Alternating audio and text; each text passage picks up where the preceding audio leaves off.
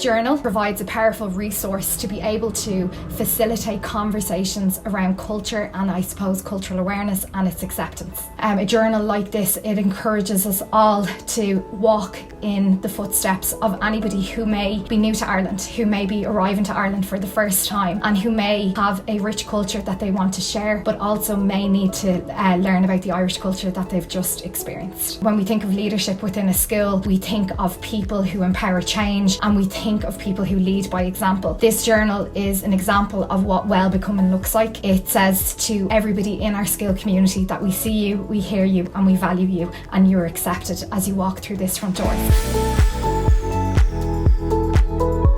I think at the moment across the board, a lot of us in our schools are coming up against a certain type of rhetoric around immigration, migration, refugees, and this journal is an amazing tool to be able to challenge that rhetoric, but in an open and an inclusive way, and in a way that creates conversation. There are so many different subjects that can lean on this journal to be able to facilitate the conversation around the migrant crisis, the refugee crisis, the wars that are happening across the world, and how we as a country respond to that and react to that.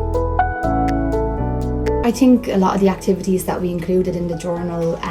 we included them because we took a look at our classroom, and we took a look at the different faces and the different nationalities and ethnicities that we had in front of us. We thought, how can we celebrate them, and how can we create more understanding and more respect between different cultures? So we created these activities in the hopes of educating the students in our classroom, and also with the hopes of creating a safe space and a positive space to be able to celebrate cultural diversity.